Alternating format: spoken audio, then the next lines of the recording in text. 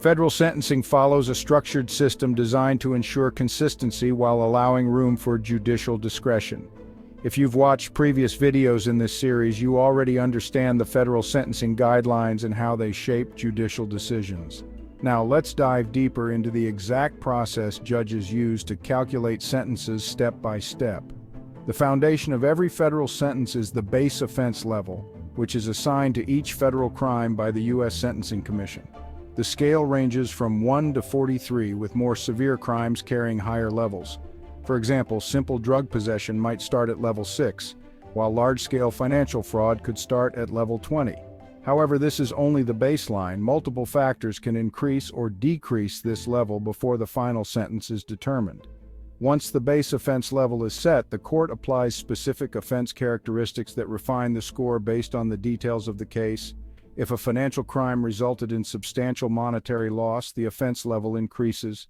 If a violent crime involved a weapon or bodily harm, more points are added.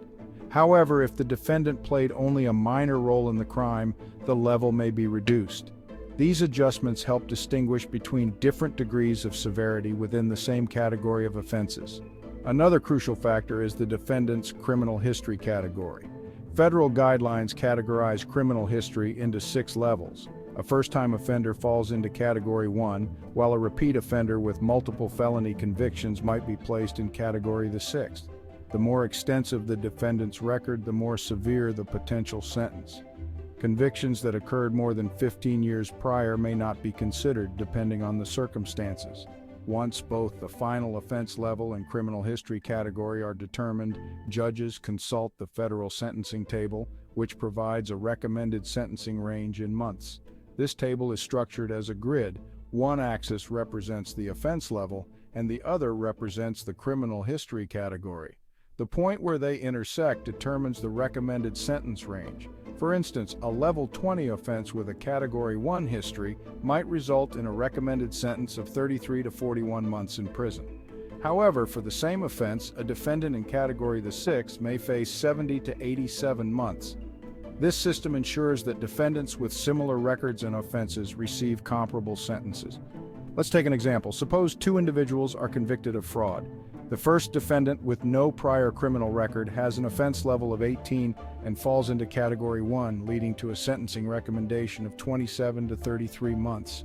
The second defendant, with 2 prior fraud convictions, may see their offense level increased to 22 and placed in Category 3, leading to a recommended sentence of 51 to 63 months. This illustrates how both the crime and prior history influence sentencing outcomes. Adjustments and departures play a key role in customizing sentences. Enhancements such as obstructing justice, being part of organized crime, or committing an offense against a vulnerable person can increase the final sentence.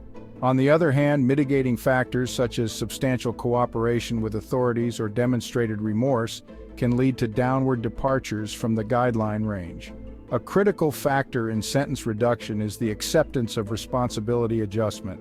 If a defendant pleads guilty early and takes responsibility for their actions, they may receive a 2 to 3 level reduction, which significantly lowers their sentencing range.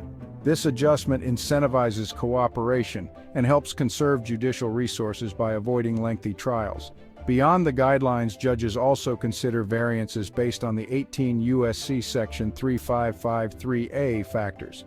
These factors allow for sentencing outside the guideline range when justified by the defendant's background, personal circumstances, and other unique considerations. Judges may reduce a sentence due to mental illness, childhood trauma, or demonstrated rehabilitation efforts. Conversely, if the crime was exceptionally harmful or reckless, judges may increase the sentence beyond the guideline range. Sentencing disparities and judicial discretion remain a topic of debate. Even though the guidelines create structure, different judges may interpret factors differently, leading to variations in sentencing. Some argue that this creates unfair disparities, while others believe that judicial discretion is necessary to ensure justice on a case-by-case basis. Not all federal convictions result in prison time. Probation and alternative sentences are available for certain offenses, particularly low-level nonviolent crimes. Judges may opt for supervised release, fines, community service, or rehabilitation programs instead of incarceration. This approach is often used in cases where the defendant is unlikely to reoffend, particularly in white-collar crimes and first-time offenses. While the federal sentencing guidelines aim to create consistency, sentencing is ultimately a mix of structured calculations and judicial discretion. Some critics argue that the point-based system is too rigid, while others believe it is essential for fairness and accountability.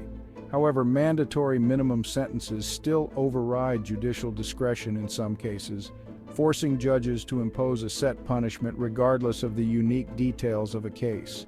By understanding the sentencing calculation process, we see that sentencing is not simply a judge's choice. It is a structured formula influenced by the crime's severity, past criminal history, and various adjustments. What do you think? Should judges have more flexibility in sentencing, or do strict guidelines promote fairness? Let us know in the comments. Like and subscribe to 0 Hour Files for more in-depth legal insights and sentencing breakdowns. As Mats Fredriksson wisely says, justice isn't just about numbers, it's about the lives behind them.